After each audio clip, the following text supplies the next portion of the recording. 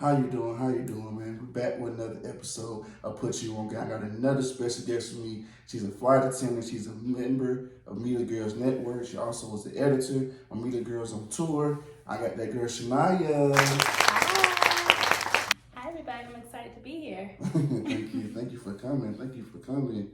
And another one, on time. I got to say that, on time. In my industry, I'm a flight attendant. I got to be on time. Yeah, that's true. Because if I'm not, I'm getting in trouble. So what are some of your goals you're trying to accomplish in 2023? What's some of your goals? One of my goals is that I want to be more vocal. I don't really talk a lot on my social media platform on Instagram, and I think I want to talk more because a lot of people don't know my personality. They don't get to see that side of me. They just know, okay, she's a flight attendant and she be outside. But I definitely want to talk a little bit more. You know? Yeah, I seen you. What you said? We was at Cancun. What you was at? Yeah. How was that like? You enjoyed yourself? You was having the time of your life over there. I always try to enjoy myself on my layovers because that's the reason why I took the job. Really, I didn't take it just to okay, I'm serving people on the plane. That's cool, but I want to enjoy myself on my layovers. So. That's what's up, man. That's what's up, man. I like that too, man. Did you see Creed? You didn't see Creed? I did. How'd you like it? I loved it. I thought it was really good. Yeah, I felt it was a little bit it was sped up a little bit. I feel like everything went kind of just like that. They could have definitely slowed it down some and I don't know, just acted on it a little bit more. I think it should have been something else that happened. Well, I don't want to tell the movie, but I think it should. I mean, by the time this episode come out, if you ain't heard about seen it by then you just yeah, you late now. Goddamn, but so what was your overall take on it? And I can give my overall take once I ask you. What's your overall take on the movie? Basically that as adults, lessons you kind of. Yeah. One of the lessons I learned from it is that even as an adult, you have to deal with your childhood trauma. If you don't deal with that, it's gonna come back up and it's gonna haunt you. You know what I mean? Yeah. So that's definitely something I learned from it. I love that it wasn't more so. It was about the fight for sure, but it was more so about your mental, about how you cope with things and how you learn to express yourself as an adult. Did you really deal with that? You learn maybe I didn't deal with it. So I think that was my biggest takeaway from it. Me too. And I was just gonna say the same thing. My biggest takeaway too is you can't outrun your past, man. You gotta accept things, and whenever you try to bury something, it always comes back. It comes back. Absolutely. And you know what I'm saying, especially when you see something from it or you experience something or just anything that's relating to that specific situation, it always comes back. And you gotta accept it and move on, man. That's just the overall take on it. So I love movies in general that have lessons in it, life lessons in it that makes it very relatable. Yeah. So it's a 10 out of 10 when it comes to that, you know what I'm saying, as far as lessons and stuff that we can all take from the movie. Definitely 10 out of 10, but other stuff, and I feel like it was sped up and stuff, but it was good. But I pretty much took the same thing as, you know what I'm saying, you gotta deal with it. And sometimes it's hard, you know what I'm saying? Yeah, it's hard. For men. Yeah, it's hard, you just didn't want to talk about it, you know what I'm saying? And I understand that because some things, man, be so dramatic that you just do not want to talk about it ever again. You just want to let it go like it don't exist. It is, but then you kind of realize no matter how many years later, that shit comes back. Yeah, if you can't talk about it, and every time you talk about it, you get you're in that space, you get those same feelings. That's how you know you haven't gotten over it yet. You still need to deal with some things. Absolutely. Yeah, but so tell the audience where you from, man. I am from Cleveland, Ohio, the land, the dog pound. Woo, woo, woo, woo, woo. I'm gonna regret doing this later, but I had to. That's my city. LeBron James. I have to shout us out real quick because we got LeBron James. I love LeBron. We got Halle Berry. Okay. We got Steve Harvey. Okay. We got Terrence Howard. Okay. We got Machine Gun Kelly. Okay. The list goes on, but yeah, that's just a few. I want to throw Machine Gun Kelly in there. Hey, he from the land. A lot of people don't know. He was before he got into this rock star element, he was true rap. Oh, he had a few joints. A few joints, you know what I'm saying? A few joints and whatnot. So what high school you went to though? I went to Maple Heights High School. I refer to that one as the MAP. But yeah, it's a suburb outside of Cleveland. So yeah. Okay, so what was it like coming from Cleveland to Atlanta? What can I say? It was definitely a transition.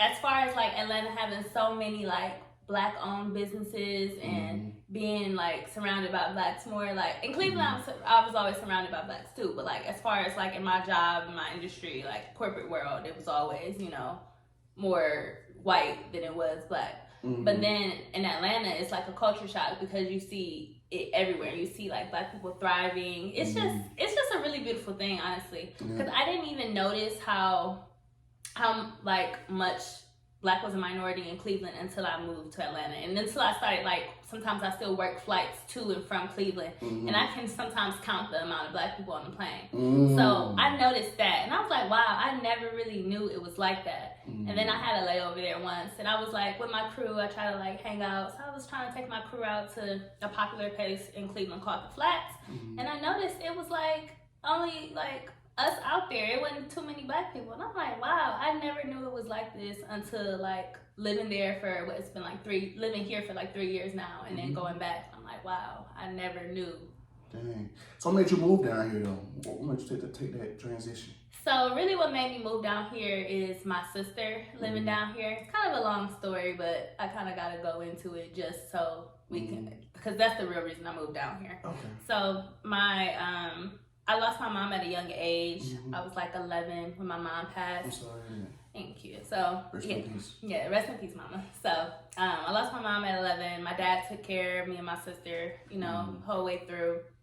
Ended up losing my dad in 2018. And my dad's like kind of like last wish was for my sister to move down here to Atlanta with my aunt, because my sister had visited a few summers before and she just was very happy here. Like she loved it, you know, she was just at peace, and he noticed how happy she was. So that was kind of like his wish. He knew that I was in school and, you know, I was doing my own thing. So he didn't want me to be like responsible for her. He wanted to make sure she was in good hands. So then I said, you know, once I finish school and everything's cleared up here in Cleveland, I'm gonna come down too, because I want me and my sister to stay together. You know, I feel like at the end of the day, we all we got. So that was my reason for moving out here.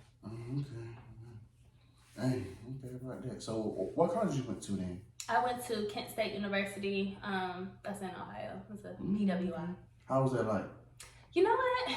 It's hard to talk about because I started in community college and then I transferred to a university, which was good. It was definitely the more affordable option. Right. But I didn't stay on campus. I commuted, and I was focused in school. Like I would hang out with my friends and stuff like that, but I didn't really make a lot of friends on campus. I didn't really like party a lot, or I wasn't a part of a sorority or anything like that. So school was literally just school for me. I mean, it was good. I finished. I did what I was supposed to do, but I don't really have those like proud like highlight moments from college. But I mean, you win some, you lose some. That's true. I'm like, I don't have that, but I also don't have any debt. So you gotta. Okay, so you won a scholarship then? Actually, I pretty much paid. I was on a small scholarship, like a transfer scholarship, since I transferred from community college to a university. But most of it, I worked through school, like 2 jobs all the time. So I pretty much paid out of pocket. Damn. Yeah, like most of it came out of pocket. Ovation, like, wow, really? Yeah. I ain't never heard nothing like that. I took out a small loan, but once we were in the pandemic and we were getting our stimulus checks and everything, I just saved it up. I was getting my unemployment stimulus and I just paid it off. I was just like, I'm not gonna deal with this. I'm not gonna wait on these people. I don't know if they're gonna take away student loan debt or not. I was like, I'm just knock it out. So. So you just saved your money and then you paid off like that. So you must like school then. You love school. You seem like you said, you know, you wasn't in the parties, you weren't into this, so you just focused on going to school, doing work, and get up out of there pretty much, correct? So it's like this, because I wasn't on campus, that's the only reason why I wasn't like in the partying. And because it was coming out of my pocket, I'm like, oh no, I'm not paying for no bad grades. Like I'm not paying to take this class over again. It's like I gotta do this and I gotta get it done.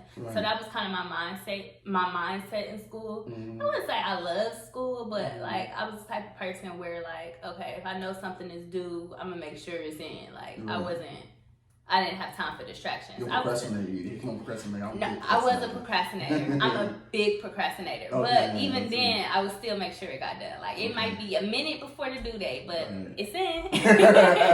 It's on the matter. Well, it turned in, man. Yeah. So you always was on hard work essence, right? Yeah. So just coming up like that, you just always were just from each level just determined to make somebody yourself, pretty much.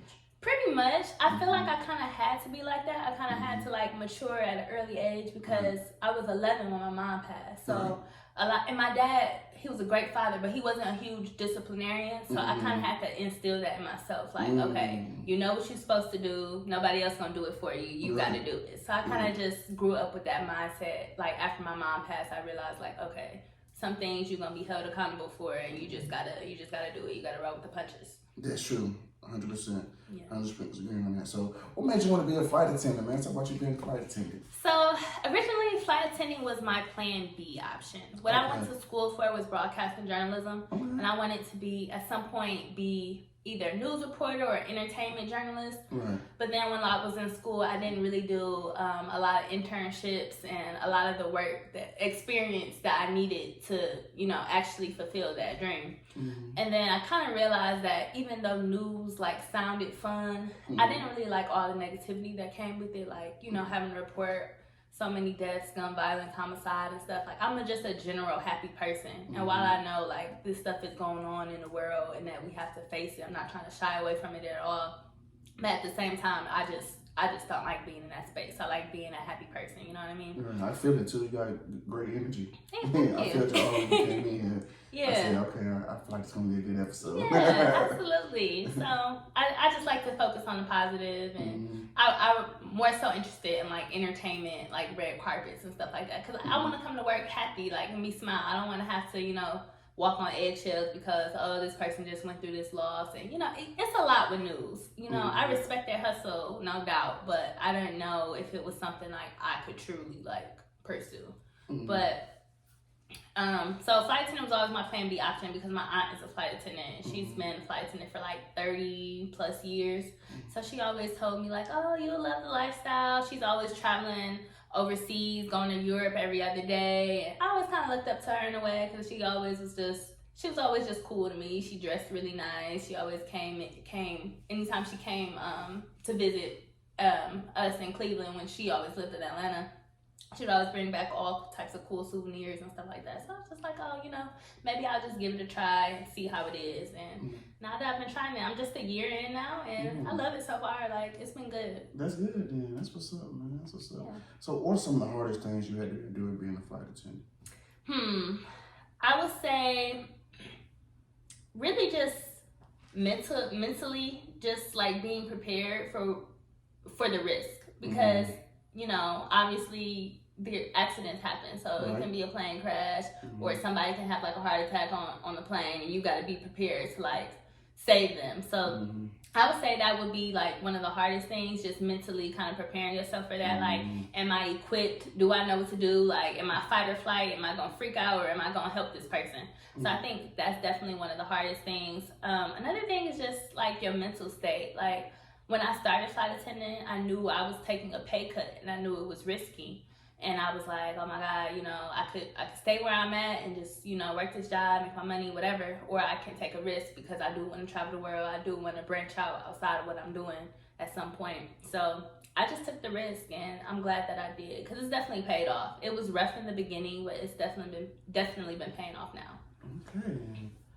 I like to hear that. So what kind of advice can you give the other more trauma kind of flight attendant? Save your money. Save your money, because when you start flight attending, you go through training, and the training is like, it depends on the airline. Mine's like a month-long program, but it can be anywhere from like a month to 2 months. And depending on the airline, you may or may not be getting paid during those 2 months. And if you are getting paid, you're getting paid like minimum wage. So definitely save your money. You want to make sure you have some money like saved up before you start in this industry. You definitely want to make sure that you kind of like have a streamlined like laser mindset, because there's a lot of distractions that can throw you off board. Like when I was in training, I know it was more of a mental thing because you're being away from your friends and family. Mm-hmm. You're in a state outside of your home. So I was in Cheyenne, Wyoming. Mm-hmm. Nothing to do there. Never been there before. Not really ready to go back. But yeah, like not really ready to go back. Got to that out there. Ain't really ready to go back. I don't want to go back, but okay. you're just like, and then you have a roommate too. So you're just like outside of your comfort zone. That's the main thing. You gotta get used to being uncomfortable. Mm. But people was losing their mind in that training. Like, people was doing all types of things that they had no business doing when you're trying to, like, get a job. Like, they'll go out, hang out, which I hung out too. But I hung out once I, like, realized, like, okay, you doing good. Okay, you got it. Yeah, but people was, like, hanging out, going to the bars, getting in fights with people, having affairs. And it was a lot of stuff, like, going on within just a month. And it's like, you can't, just be on your P's and Q's for 1 month, 30 days. Like, something's got to give. Yeah, I definitely feel you on that, though, man. Yeah. That's what's up, though, man. Hey, let's get into this game. You ready to get into this game, man? How you feeling about it? You scared? Yeah, let's do it. You scared? How you feeling about it? I feel good. Are you scared to smoke? I'm not scared. I'm ready. I goes like this. I ask you 5 questions. Whichever ones you get right, I take a shot. Whichever ones you get wrong, you take a shot. And the point of the game is a guessing game, okay? I know 99.9% people ain't walking around knowing the answer to these damn questions. Okay? And but the whole point, if I was to ask you, what's 2 plus 2, it's not fun at that point. You see what I'm saying? Because it's just simple questions. I know the answer to that, folks. See, all that stuff. So let's keep it on black excellence, where people dominate, where black people dominate the most, whether it's music, sports, fashion, entertainment.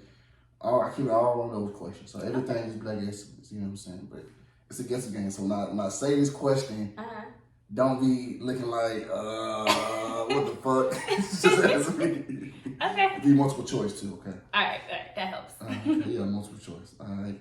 I've been beat 4-1. I want to say maybe like 5 or 6 times I've been beat 4-1, about 5 or 6 times. Okay. Beat 3-2. I bet, some people great guessers, some people not good guessers. I think I'm a pretty good guesser. You think so? Yeah. Okay, let's go. Number 1, which show has more viewers? A, The Oval, B, Sisters. I'm going to say B, Sisters, because... Okay, you got that? Yeah, okay. Good. What was your explanation? I don't even want to get into that. Yeah, you got to take your shot. Because... I got a shot bottle over there. Pour it in here.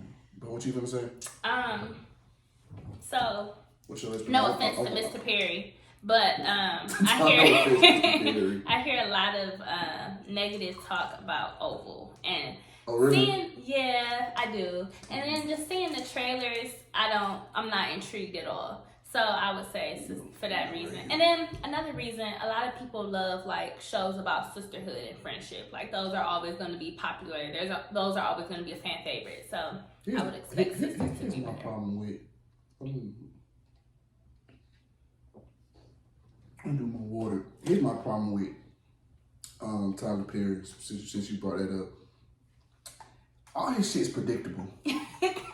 Period. Point blank. I love Tyler Perry. It's very predictable. Like, most of the movies are predictable, but it's like, to me, he make the same stuff about the same stuff. There's no creativity to what he does. You see what I'm saying? It's always he exploiting black people's pain, trauma, whatever we go through. All his movies is always showing black people in such a bad limelight. And I understand it's real shit. It's real. Yeah. So I'm y'all like, it's real shit. It's life. It is real. But think about, you also got to think about it like this. Like, damn, bro, we already got, we already going against other races in some type of sense. Like, and now we got you just like showing everything we go through, like everything. You know what I'm saying? Get cheated on, this left for a white girl. It's always something. Like, you know what I'm saying? I feel like he just explored black people's pain a lot. And that's just my problem against him, like, honestly. That's my issue when it comes to his writing and his shows and stuff like that. Very predictable. Have you ever watched? He had a movie that's maybe just a few months old now. That's on Netflix called The Jazzman's Blues. Have you ever watched? No, that? I ain't watched The Jazzman's Blues. That's good. That was good, and he did that, and I like that because it's a timepiece. I never known Tyler Perry to do like a timepiece, coming from like days, segregated days, and everything like that. And it was a really good film. Like, I'm gonna definitely look at it. Yeah, it was definitely different than most of the work that he's been coming out with lately. So he probably heard all the feedback. It took a long time though. Yeah. Long time. Yeah. Tyler Perry doing this for a long time now. Like I was a kid. But I think you just gotta think about, because there are some of his films that I feel like are outside of him a little bit. Like obviously Temptation, that was a good one to me. Temptation, but that's typical. You think it's typical? I mean, she in the movie when she was the counselor, and she was, I think when it was like in the past where she was married to this guy. Yeah. She cheated on this guy because the man, he wouldn't just give her that affection, and he was just boring. Yeah. That happens. Yeah, I mean it and does. then go for another guy who's all this and all that, and make Right. you feel good and say those right things. Come on now. I think I like that one so much is because he usually, well, at least that's what people say, he usually highlights he always makes the man the bad character. But she was the one who was conflicted this time. Okay. And then she also, like, they have the church girl, grew up in a good home from what it seemed like. And then, they had like their fairy tale, like they was their perfect couple. But then it shows that like people who have this ideal image of a perfect couple, they still have their trials and tribulations, or there's other things. And then it also shows you, ladies, you was not missing anything. If you got a good man, keep him, because you was not missing nothing by chasing, what was his character's name? Harper? I don't know. I think his name is Harper. You're not missing nothing chasing Harper. Right, and like you said, yeah, it's okay, since you put it like that, you know what I'm saying? It shows that, but still, overall, from what I'm looking at it from the whole point of view, it was like, okay, that's typical. It's still like, okay, like you said, okay, it showed the woman, not the man, and okay, happy and then with the okay, I can see that though, but it was like, I see that happening in real life. Yeah. You know what I'm saying? I see women doing that in real life. But see, for me, well, I guess it depends on your take on it, but for me, I'd rather see stuff that, like, can happen in real life. I don't like stuff that's, like, too dramatic or too over the top. It's like, okay, like, what are we getting at here? Like, I like something that can actually happen, because then, it's more believable on screen. Yeah. So you don't like Fast and Furious then? No, I don't. So, I don't even want to say I don't like it. So you said that, I already know, so you don't like Fast and Furious. I don't even want to say I don't like it, because honestly, I haven't watched a Fast and Furious film in a long time. And if I have watched it, or maybe like bits and pieces, I never understood what was going on. Like, besides the ones that they came out with, like, in the 90s, when I was a kid, and I probably didn't even know what was going on. I really hadn't watched it. I just kind of stopped. And I didn't stop because I knew what was going on. I just had never watched it. And then, like, when I was trying to get into it once, talked to my dad about it and stuff, trying to get into it, and I realized they was doing all this, like, sci-fi stuff, and I'm not a fan. Like cars jumping out of stuff. Yeah, I'm like, okay, yeah. Hard, I mean, it looks good on film, don't get me wrong, it's great action, but I like a storyline that I can keep up with and that makes sense. Like, I'm simple. Give me simple. More simple. Yes. Not complex. Yes. I know we are going all over the place, man. Let's get back to this though. But I honestly get what you're saying though, just about, overall. I like stuff that's relatable too, in some degree, you know what I'm saying? But for me personally, I also love creativity too. And when I feel like something is the same, it kind of bothers me as well. Like, okay, this is the same shit. I know what this gonna do. She gonna do this. Boom, boom, boom. It's like, for me, it's no point. I like creativity in whatever. In music, it's whatever. If you creativity, then I fuck with you. But if you on the same stuff, I'll look at it. You know what I'm saying? Yeah. I'll look at it because I only show support to a black director and stuff. But other than that, that's it. Yeah. You know what I'm saying? So let's get back to it though. Let's get back to it. You ready? Okay. Who has scored more points in the NBA game? A, Carmelo Anthony. B, Kevin Durant. So, clearly I'm not a sports fan, but I'm going to guess I want to say. KD or Melo? Gosh. I'm going to go with Carmella. Is the final answer? You make me want to change. Final answer? I mean, it's up to you. Oh, God. Who is it? KD and Melo, these are two. We used to argue about this all the time. I was in school. Who was the best scorer between the two? Who was the most pure scorer? We used to have that argument all the time in school.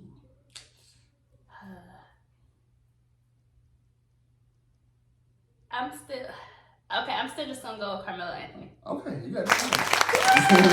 See, with me, you gotta touch on intuition because I did not know the answer to that at all. All right, you know what's crazy? I actually thought you was gonna be big KD in there. You know what? It's something. So the only reason I picked Carmelo Anthony because he been in the league longer, and I knew his name more. Before I knew Kevin Durant. Oh, really? But I don't know. I just had to go Melo on that one. Well, Melo actually ain't playing right now though. He doesn't lead no more. Yeah. I think I was aware of that. He's not leading no more. I don't even know. But it's funny though. But it's I mean, like I said, ooh man, I don't know. For me, who I would have guessed, and I never looked at basketball. I don't know. I would have said KD. Really? Yeah, I would Wow. have said KD. Similar fact but I don't know. I told you I'm a good guesser, so it's just luck. Yeah. Like you got me too okay. Like you on the spree, aren't you? Yeah, you might end up drinking that bottle. I'm not gonna lie. You might get one of these ones. Let me see. Okay. Who has played in more movies? A. Megan Good. B. Viola Davis. That's a good one. Wow, that's a good one. It's close Because too. Megan Good has been acting since she was a kid. Yeah, like Friday. Yeah, she's been in a lot of stuff. And Viola has been acting for a long time too. She has a long catalog. Mm-hmm. So, that's a tough one. Jesus. Oh, God. Ugh. Oh my God, I almost don't want to answer that one. I feel like it's a trick question because I know they both have been so much. It's close. I can tell you it's close. It's close. I'm gonna go with Viola. Final answer? Yeah. Okay, you got that right. Okay. Yes. Look at you. Yeah. Go ahead. Man, you know what, bro? You know what? Bro, you already got the answer. Look. Nah, she got the answer somehow. Okay. So I'm gonna ask you this: what made you choose Viola Davis? Because Viola, she's been acting since she was a kid too. So let me just put that out there. But wow, I didn't know that though. I think so. When I was watching one of her Oprah interviews, they were saying she was saying how she started in like Broadway and stuff like that. Damn, So I don't know if she made it to movies as a kid like Megan, but and then she's older than Megan, so times were a little different when she was coming up versus when Megan was coming up. But I said Viola because before her name got big or before everyone knew who she was still in stuff that she would just be there, like kind of low key. Like I remember a couple years ago, I was watching Get Rich or Die Trying, and I didn't even know that she was in that. Like, so I just know she's been in a lot of stuff, and I think she has like a wide variety of stuff she's in. Like she can be in almost anything. Like I give you that. Okay. Starting off pretty good. Yeah. Okay. Let's go. Which Mariah Carey song came out first? A. We Belong Together. B. Always Be My Baby.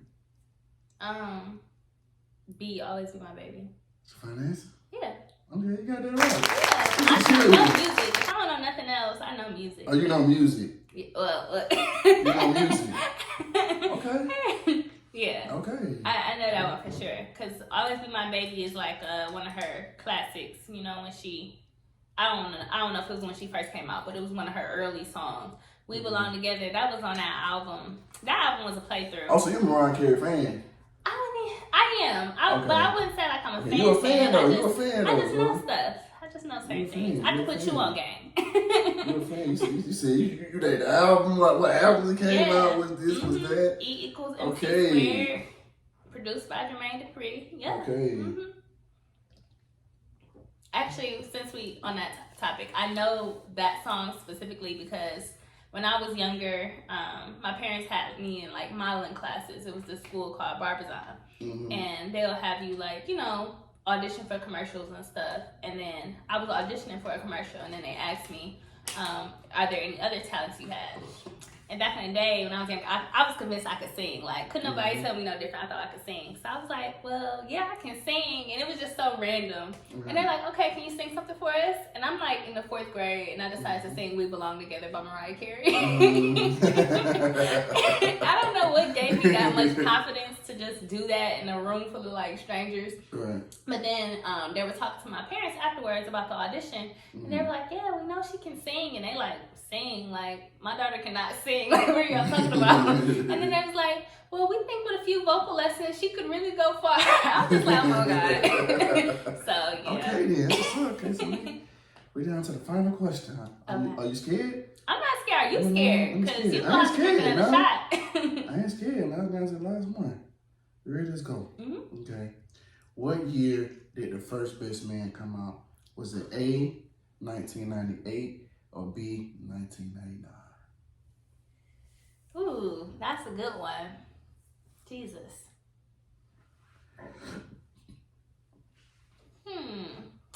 In my true heart of hearts, I really want to say 1998.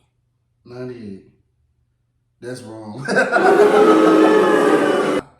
Well, what? 1 out of 5? How many questions did you ask me? Man, that's fine. You got 4-1. So you join the club. That's not bad. You join the club. That's not bad. You join the club. Yeah. Let me see if I remember the name. It was Elisa. It was Elise. I don't say her name wrong. Elise. It was Swain. This somebody else. Josh. Somebody else. I think I'm missing somebody. But it might have been Kiera. I think it was Kiera. Me and you. Okay. Well, add my name to that list because yeah. Let's go. I was almost perfect. Oh my God. One little trick question. It's good though. You can't ready to play though. I've been beat this time, but it's okay. I'll get somebody else next time. So I'll be real. Okay, so Media Girls Network, man. How'd you end up connecting with them? They were doing like a hiring. They were doing a hiring event. And I was working from home at the time. Right. But it was like, you can either go there in person or join virtually. So I was like, all right, I'm going to take my lunch break at this time and I'm going to join it virtually. I got to talking to the CEO, Jaleesa Raquel. Shout out to Jaleesa. I love her. And I was telling her, like, I have some experience from college. I would love to join the team and, kind of like start working and putting myself out there more. And she just took me in with open arms. Like, I love Media Girls Network because they make everyone feel so welcome, and it doesn't matter if you have a ton of experience, no experience at all. As long as you're willing to be there, show up, and do the work, then they'll make a spot for you. So I just told her I really wanted to be a part of it. She said, sure, you can come along. And then they just started letting me know about events, and I would just make sure that I showed up, and I would either try to do a reel, a recap, a write-up or something, but I was just there letting her know that I'm there and I'm willing to help. So, yeah, I joined that like August of 2021, and my only regret is I wish I would have joined sooner. Like, because honestly, when I first moved to Atlanta, yes, I love Media Girls Network.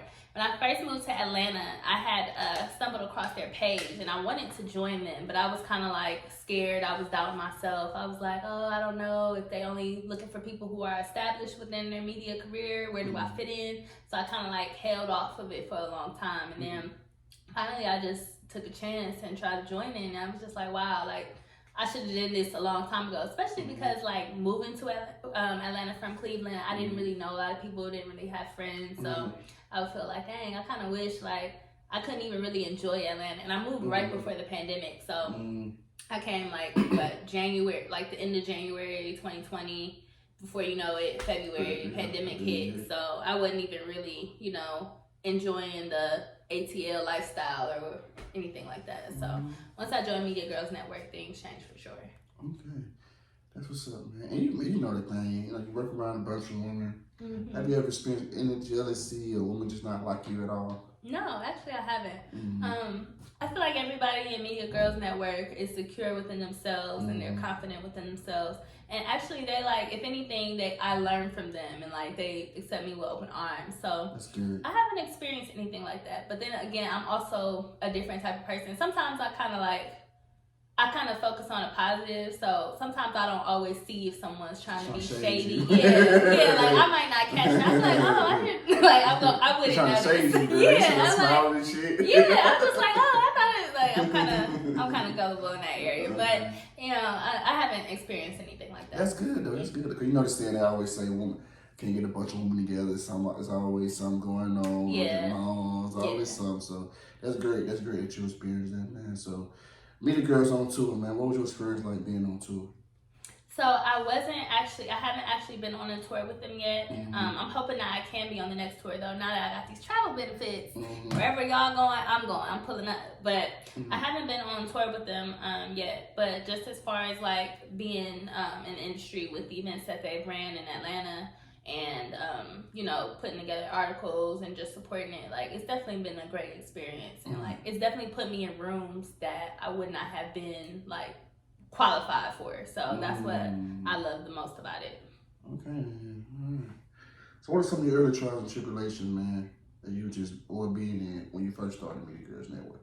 I think just overcoming my own like self-doubt and fear, like just being confident in myself. And sometimes I still struggle with that because I'm a pretty like quiet, soft-spoken person.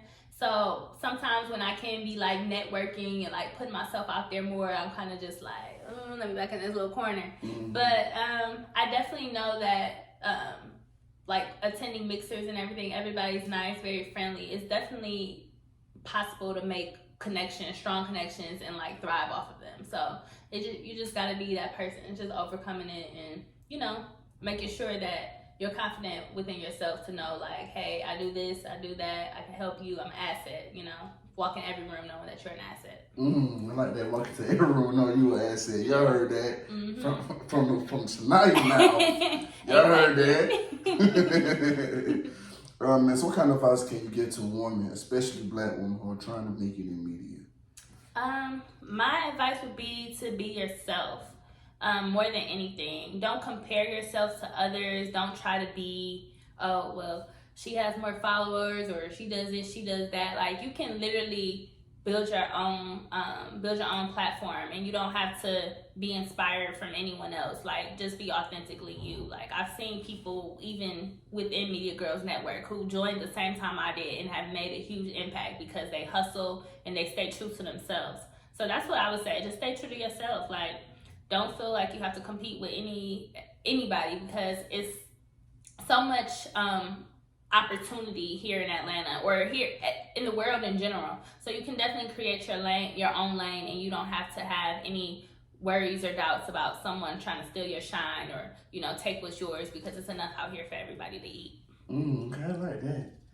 I like that, man. So if you can go back in time, what's one thing you would tell your past self? One thing I would tell my past self. Really, honestly, I worked so much, like when I got out of high school and stuff. I wish I would have told myself, like, focus more on what you want to do in the future versus like this temporary money. Like, you know, working 2 and 3 jobs. Like, I didn't need to do that, but it was just, I don't know. I felt like it was just something I made myself do. Like, I put the pressure on myself to do that. I didn't need to do that. I could have like put more time into like bettering myself and like shaping myself up for the future. But you know, everything happens for a reason and there's divine timing and everything. So, but yeah, that's probably one thing I would have told myself. Okay, that's what's up, man. So do you feel like you're walking in your purpose? I feel like I am. I feel like I'm getting closer to it. So it's like I still always try to wonder like what my purpose is. I definitely know that my purpose is to like have a voice, and I guess I just don't know on what platform. Like, is it, I feel like it's a voice more so about my personal experiences, about like my parents, losing my parents, because it's a lot of people who, you know, suffer through that and go through that. They may not know how to grieve, how to come out of that. They may not know how to have like financial security within that. Like, I think that's probably going to be my lane. Like, I want to teach people like, okay, this tragedy happened to you, but that doesn't have to be all that you offer. And that's one of the things like that I'm most proud of about myself, because I don't look like what I've been through. Like, anytime I tell people, they're shocked and they're like, well, how you have all this energy? And that's what that's just like what I aim to do. Not shock people, but like just to still be a good person, still be a happy person no matter what, because I feel like everything happens for a reason. And you know, I don't want my parents' names to go in vain. Like, I want people to know, they don't even got to know my story or know who my parents are, but they know I was raised right just by how I carried myself. So that would be. Where did that come from though? That happy spirit, like you said, you've been through some things that the average man probably will never experience. You know what I'm saying? So how did you gain that you know, confidence? You walk, confidence, your head is, you know, head straight up. And how did you, like, where did that positive spirit come from? Like, was it always like that, or did you have to, was it a work in progress every year? To be honest, I really don't know. I think it was just basically on how my parents were. Like, my parents were always the sweetest people. Like, my dad would literally give you the shirt off his back. My mom was always really nice. Like, they were always just super sweet people. So I think part of it just came from seeing how they operate, how they do for others, and how they treat people. It was just like, okay, this is how it's supposed to be. And then, like, just, even though I didn't grow up in a super religious family, like, I wasn't brought up on like going to church and everything. Me neither. But I feel like I still had a relationship with God.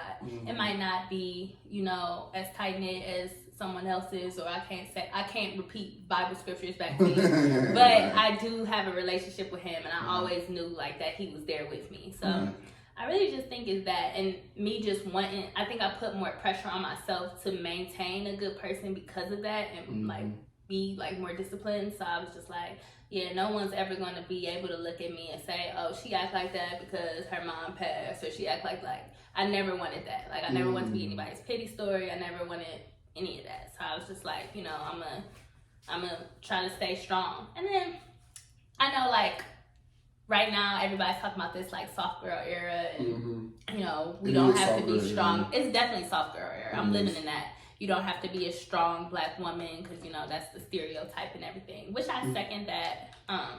But I do feel like sometimes I have like shunned away from the grieving process just because I felt like I had to be a strong black woman.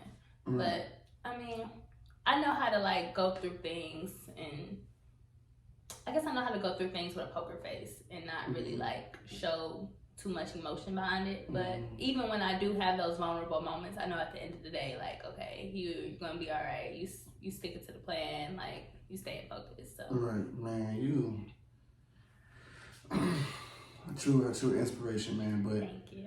Not only that, you see, I know you brought up the strong woman, you know, prototype and stuff like that, but it's like, you know what I'm saying, even then, when it comes to like strong, okay, like my mom would say, right? My mom, for example, okay? You know, my mom means everything to me, per se.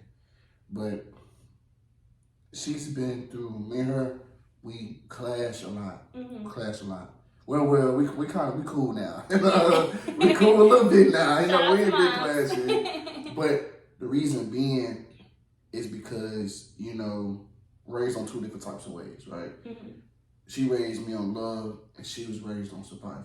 Right. So our mindsets is two different ways. Yeah. You see what I'm saying? So, but even though this is my mindset, I still been through shit. You see what I'm saying? That a lot of people won't even know about. Right. I will talk about on this podcast because I am, you know, open spirit, and I don't mind sharing anything.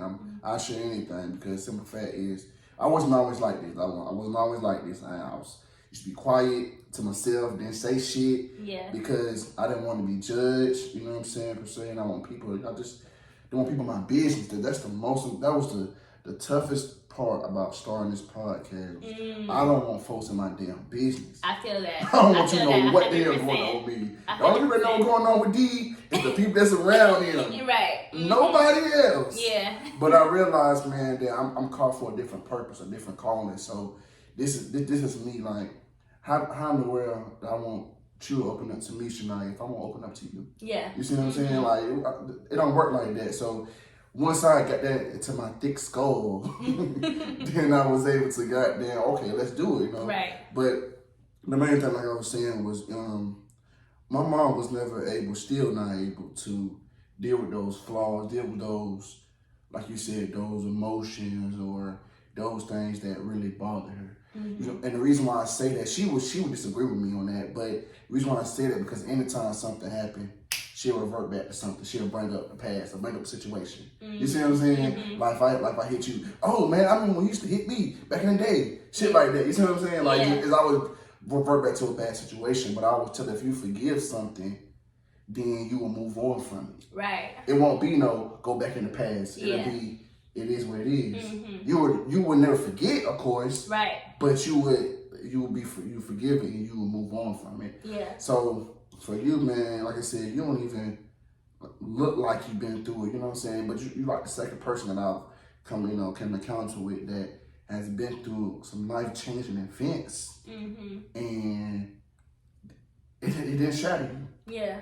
And man, I want to tell you right here, you know what I'm saying, to your face. Now I ain't gonna do it, behind the camera. You know what I'm saying? Shoot your little tits. You know what I'm saying? I'm proud of you. You know what I'm saying? I want to tell you to your face, man, that's it, man. You one of the ones, man, and I want you to continue to being who you are, man. I know this is so cliche and so what's that word I'm looking for? Mediocre. What I'm saying, but I really mean that from the bottom of my heart, man, because it's not a lot of people out here like you, and a lot of people wear their emotions on their sleeve. Yeah. So you see what they've been through, you see it, which is okay. I mean, that's their way of dealing with it. Yeah. Everybody have a different way, like you said, of grief and the processing it. Absolutely. But the fact that you are able to make these moves and stand right here and do what you're doing, man, you're a real inspiration, man. And that's the real dream. You know what I'm saying? To be able to get up and still go through things and still keep moving. That's one thing my mom did teach me about, even through chaos going on. Everybody can be fighting around me, operating, somebody shooting over there. I still know how to keep my mind focused and operate through chaos. Mm-hmm. A lot of folks can't do that. Yeah, that's a skill set for sure. So you are definitely a real breed, man. I want to take a shot to that, man. Take a shot to that, man. Let's go ahead and take a shot for that. Thank you. Appreciate it. I got to, bro, because that's just respect and that's just love right there, man. And that's what it's all about right there. I get you to put some on me here. Okay. Let's go. So, confession, I still got a little bit of my shot. Okay, that's cool. That's cool. Sorry, y'all. I'm not addicted. That's cool. All right. Cheers. Cheers. Gotta do that, man. I show my respect for that. But so what do you see yourself in the next 5 years? In the next 5 years, I like to see myself on red carpets. I would love to be on Entertainment Tonight, Extra, E-News. If y'all hiring, I need a job. No, but for real, on the next 5 years, I want to see myself more comfortable, more confident, because I started in Media Girls Network as an editor, doing articles. Right. But only because I was scared to like be on camera and, talk and stuff. And I don't know why I get like that, because in reality, like, I'm cool, like I don't really get starstruck, like I can operate and hold a conversation with somebody, but I just get nervous and doubt myself. So in 5 years, I would like to see myself there. Definitely want to see myself traveling more. Okay. And probably, hopefully, a homeowner by then. Because I like that. At this point, hopefully the market goes down so I can like get some land. But that's where I would like to see myself within the next 5 years. Okay. Yeah. So what's your relationship status, man? What's going on with you? Seeing somebody? Not seeing nobody? What's going on? So I am single. Okay. Not really dating. Okay. Ready to mingle. Yeah. Okay. I feel like I'm ready to mingle, but then at the same time, I feel like it's a lot of things that I have to work on within myself before I can like get into or pour into a relationship. So it's like I'm definitely open to the idea, but it just has to be the right timing and somebody who's very, very patient, because you got things that you still dealing with internally. Yeah. I just want to get more disciplined on myself. Like, definitely since starting becoming a flight attendant, it's helped. But I just want to create like a routine in my life where I'm just more adamant about it. Like it could be, it's simple stuff, but it makes a difference. Like I want to get to the point where I'm one of those people who like who's on military time. Like oh, I work out every day at 8 a.m. I cook every night. Like I want to just I want to be that mapped out to the point where like everything is scheduled. And I'm a spontaneous person, so I still like I kind of operate off how I feel. So like I may say like I'm not gonna make any plans for today or for tomorrow because I'm gonna just see how I feel. Right. But while I'm okay with doing that because it allows me to be like more flexible and like do something I may not have planned, I also want to be that person like nah, if I don't work out 3 to 4 times a week then something's wrong with me. Like I want to be in that space. Like I don't know. So yeah. I see you saying. Yeah, I just hold on. So how you like? So you go from saying you want like the military, and then you like spontaneous. Yeah, I know it's bad. So let me understand that. Let me it's understand. Really bad. So right now I'm spontaneous. Right now I'm like, it could be a random day. If you invite me out, if I got the funds and everything, then okay, cool, I'm down. But I also want to be.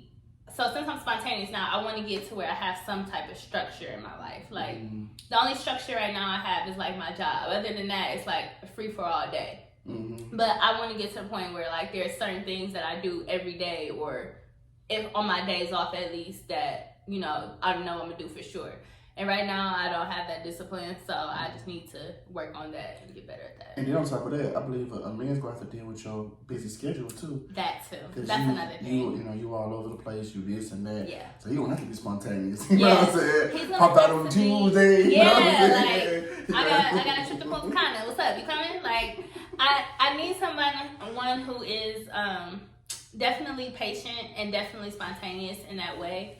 And also like understanding too, because sometimes when I get back from a trip, I am tired, and it's like it might take me a day to get myself together. I'm still adjusting. I'm sure once I like do it a little longer, hopefully my body will adjust to it by then. But definitely got to be prepared for that, and someone who's not insecure, because in this job there's a stereotype that flight attendants got a boyfriend in every city and you always seeing someone, and that's not true. Like it's not true for everybody. Don't get me wrong. Some people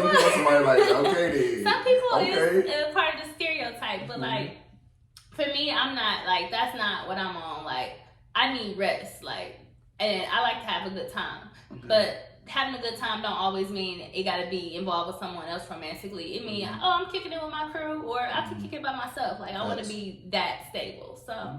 Yeah, they got to deal with that too. Okay, it's a stereotype. I don't heard that. Yeah. I used to work at the airport. I used to be a wheelchair pusher. I used to push the wheelchairs and whatnot. So yeah, it was a stereotype that flight attendants got, Yeah.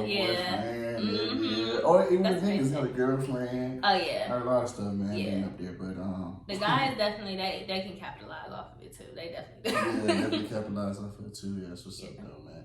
What are your top 5 favorite artists, man? So that question, so it's gonna be real basic because I feel like I don't listen to music as much as I should or as much as I used to. Right. And the reason being because I'm very frugal and I don't pay for Apple Music. So you catch me on Spotify. I feel like I'm one of the only person in my like age range that still listens to the radio. Really? Yeah, like even on the way here. I still do, but I listen to a little bit, but they play the same song. They do every hour. Every hour you gonna hear the same song, but I be like, whatever. But there's no creativity in general, man, and that's the thing that's lacking. And I hate to say it, in our generation. Yeah, that's we lack creativity because we're trying to do the same thing because we're seeing somebody else be successful in that same doing it. So instead of us getting inspired, like, okay, let me do my own thing. We want to do what he already did, and that's the problem. And it continues to go on, and I know this, been talked about a lot, but it's just that's what it is. That's why it's no creativity and stuff. Yeah. But you go ahead and finish. I would say, Beyonce. Okay. Drake. Beyonce. Okay, Drake. Ari Lennox. Okay, that's different. SZA. Okay. Was that what that was for? You like SZA, yeah. Yeah, I like SZA. You like and who gonna come in at number 5? I'm gonna say Kendrick. Kendrick. I don't feel like. So his last album I listened to a lot, and I liked it a lot. Mr. Morale and the Big Steppers. Yeah, and I just like his body of work. Like I feel like it all like went together, and I like his visuals and everything like that. I think he puts a lot into his work. So I would say. So you feel like he's the king of his generation? Mm-hmm. This generation. I don't know if I would say that. I don't even get into titles and labeling. No, I'm just asking. You just gave high praise to Kendrick. So I had to because I don't listen to that much music anymore. Mm-hmm. So that was one of the last dope, latest albums that I listened to and like actually heard the whole album and then like repeated it and stuff like that. He's a 101. I don't believe he's number 2, like Billboard said, but he's definitely a 101, and he's one of the ones, man. And he is one of those people that he gets the credit he deserves. He does, but I feel like a lot of time it's kind of overlooked in a sense because you're in this generation where there's so much, you know what I'm saying, bullshit. That it's like, okay, this is bullshit. You got like one little diamond in there. Yeah. You see what I'm saying? I mean, so it's like 90% bullshit. You got 10%. You know what I'm saying? So it's hard to look underneath there and see, you know, with the like you said, Kendricks and Coles of the world. But yeah, I think that's a good list. You do like SZA. Yeah. Beyonce, I ain't expect that, but everybody loves Beyonce. I love Beyonce. I love Rihanna too, though. I love Rihanna. Yeah. I don't know. I just. How you feel about her Super Bowl performance? I thought it was good. So here you go. No, look. Here y'all go. Hear me out. So. Oh man. Keep in mind, Rihanna's pregnant, and I'm not talking about. Oh, I'm a month, 3 months in. This girl, like, I don't know how many months, but she looked like she about at least 6 months in. Okay. She's on a floating stage. Okay. She's wearing a lot of layers. Okay. She's singing. Okay. It was a little stiff, but she dancing too. Okay. So she's already doing a lot. And keep in mind, Rihanna is a billionaire. She could have said, I'm not doing it. She could have said somebody else could do it. She still went on stage and gave, her all when she didn't have to. Like, she could have let that, you don't even get paid for the Super Bowl. So she could have let that ride. But she was like, I'm going to get up and me and my baby. So I just because for that, on the strength of that alone, I'm going to give it at least an 8 because she pregnant. Like she holding the baby up there. That's a lot. See, here you go. Here you go. Let me show you how we do. First of all, that's a lot. Can I have some? Yeah, absolutely. Go ahead. Hook yourself up. That's what I'm gonna say. Rihanna, okay, I give it a 10 out of 10 as far as creativity. Her being in the air and stuff like that, it was very creative. That's the biggest compliment I would give her. It was very creative. Okay. Very creative for being up in there, all that stuff like that. But the dancing was awful. I didn't like the dancing. It was very stiff. Not awful. You turning around, grabbing your butt cheek. I mean, I felt like that was just giving, like you had like a big booty when you don't really have a big booty. Rihanna got some cheeks. She got something, but it ain't like. That baby waiting to hair It ain't like. Don't sleep on her like that. It ain't like medium that. booties You know what I'm matter. saying? You know what I'm saying? My booties matter. No, because everybody shout out little booties and big booties all of that. What about the medium booties? Okay, we need recognition booties. too. Okay, yes. medium booties. Shout out to medium booties then. But at the end of the day, she doing that. I felt that was just something she was trying to do. And then the day, I feel like if you was pregnant, okay, here's my thing with that with the pregnancy thing. I feel like if you was pregnant, you shouldn't have done this. We should have let somebody else do the Super Bowl. Whoa. I honestly feel like that though. I feel like if you when Roger Goodell came to you with the offer and talked to you about it, you should have, in that contract, it needs to be, from now on, this point forward, if somebody, they cannot get pregnant when they do the Super Bowl. It needs to be in big, bold letters, like, no pregnant girl do the Super Bowl, okay? No pregnant girl do the Super Bowl, because at the end of the day, and I'm not a hater, I love Rihanna, but I'm speaking my opinion regardless if you like it, but I feel like, you know what I'm saying, that right there, if you talking about as far as pregnant woman doing Super Bowl, okay, it was pretty good. Creativity was on a 10, but everything else just wasn't. It felt like it just was weak, man. It was just like, I had my family over here. We was all looking at the Super Bowl. None of us really was like, oh, is that all that shit? Fine, like that motherfucker. All right. None of us, we was like this. Her dancers definitely Okay. did the work. They did, but I Show me mean, something, that's what show they me was paid to do. Like, But see, my head, where I kind of messed up at is I was kind of comparing her to Beyonce. And that's the thing. And that's the Beyonce issue. is a beast. Like, Because she's a great few performer. people can compare it to a Beyonce performance. But when it comes to the Super Bowl, you need to be performing. Like, I named a good candidate the other day. I said, why not Usher do it?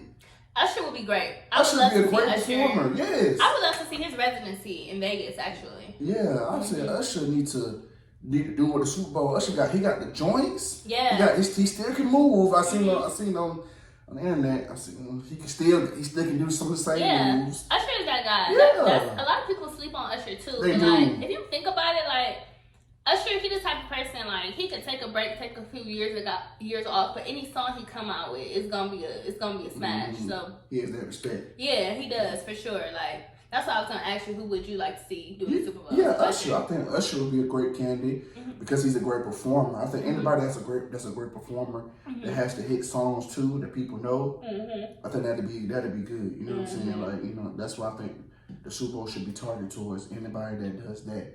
But other than that, I just felt like it just was trash. Well, of course, a woman y'all love Rihanna, so you're gonna go pat Rihanna on. She did a good job. She did this. I don't feel like she did. I thought she did okay. Yeah. My scale is probably about 6 out of 10. I get 6. Just and then she hasn't been on the stage like performing in a long time. Okay, well I give it a 7. I get it. I definitely, did I expect more? Yes, but obviously I didn't know she was gonna be that pregnant. Nobody did. Or that pregnant at that. On the Super Bowl, come on now. You can't do that on the damn Super Bowl stage. It's the Super Bowl. If you're from at a regular concert, okay.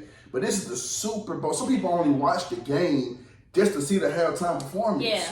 I get They that. don't give a fuck about the game. But my issue with this is, it's only like black women. I feel like they're comparing because several women have done the Super Bowl since Beyonce, and nobody be like, "Oh, well, she ain't no Beyonce." Well, or if they say it don't like get as much attention as how Rihanna got it. But like J Lo did the Super Bowl, and now J Lo killed it. I'm not gonna say. I'm not gonna even say. J Lo killed it. She killed it. I saw the Prince performance a little bit. Michael Jackson did it. Yeah, Michael Jackson killed it too. Yeah, he did. Michael Jackson killed it. Lady Gaga. A lot of people don't talk about that, but when Lady Gaga did her Super Bowl performance, this lady was flying and stuff. So she did a really good job. But when Beyonce Bruno Mars did, they did they killed it. Absolutely, they killed it. That was a great one. But all I'm saying is like since Beyonce performed, other women have led the Super Bowl, but they don't get criticized. They don't put Beyonce versus them like they have been doing Beyonce versus Rihanna. Who did it since Beyonce?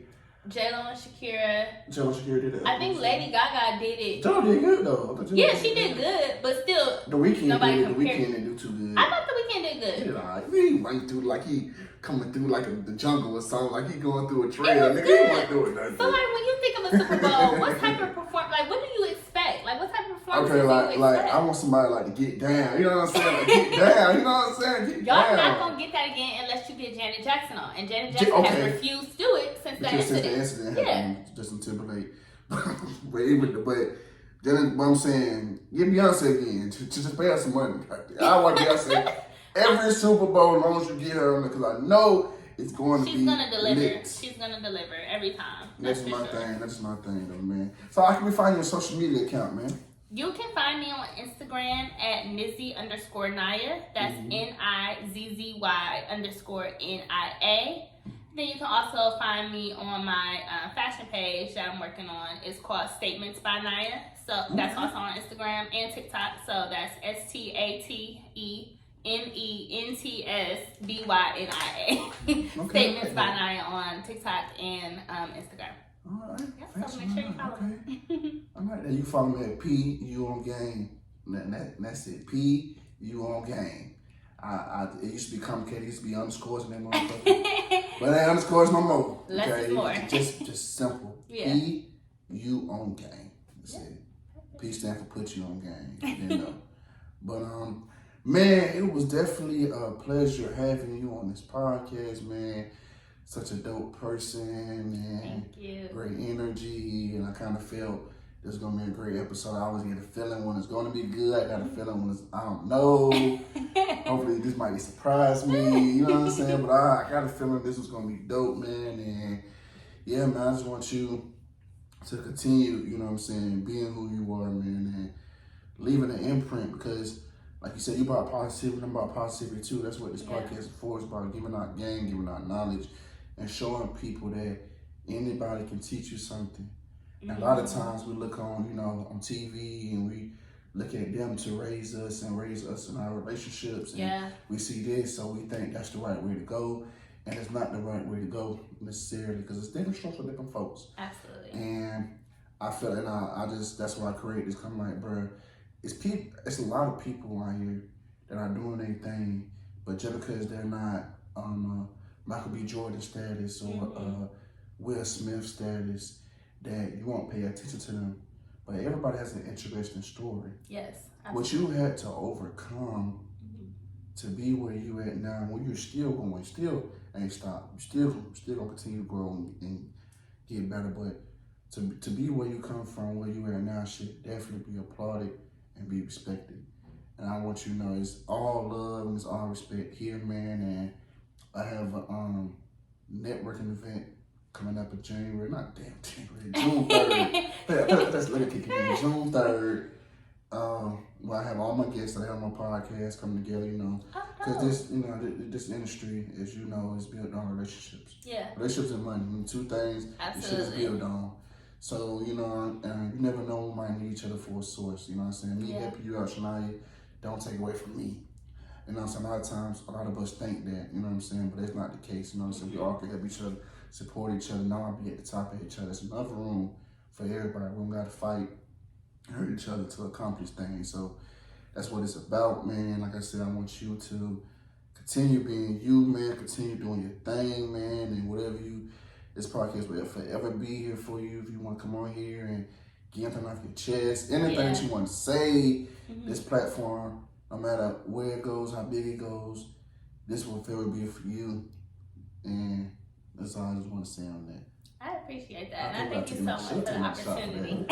Take one shot. We're going to get out of here. I thank you so much for the opportunity and having me here. Like I said, I'm just happy to be here. It really feels good to come here and support Black businesses and also be able to share a little bit about my stories. Yeah. I don't know. Was we doing full shots or was it? I don't know. Whatever you want to do. Okay. Whatever you want to do. Hold on. Look at you.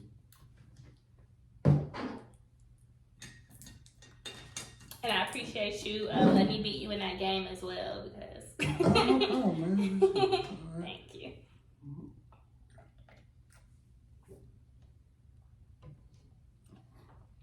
And what do we expect for the next couple months? I'm gonna ask you that. Wow. What you got coming up for us? Really, the thing I've been trying to work on and discipline myself about is becoming more active on my page. So my fashion page, Statements by Naya. The goal is to highlight different Black-owned businesses, such as boutiques and online boutiques, things like that. So if you are a boutique owner and you got something cute that I would like to throw on and create some statement looks with it, I would love to come to your boutique, interview you, and figure out about how you started your business, and also bring your business to the attention of others. So that's okay, man. Spotted, man. A few months from now, you should see that. Okay, man. So like I said, thank you again for coming. And on time, y'all. Yeah. These guests look at this episode. Bring your ass here on Talking About Black People Time. You know what I'm saying?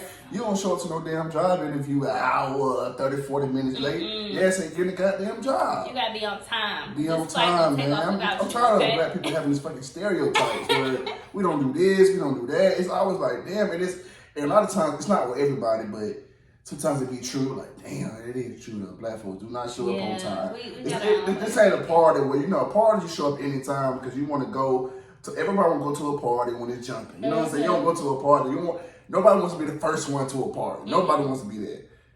So you want to go to a party when it's jumping. Understandable for that. But anything else, bro, be on fucking time. I gotta add to that because I just flew, had a trip the other day from Cancun to Baltimore. And this girl, she was on the plane. Her friend was supposed to be on the plane with her. She did not make that flight. And she was I think she was getting food.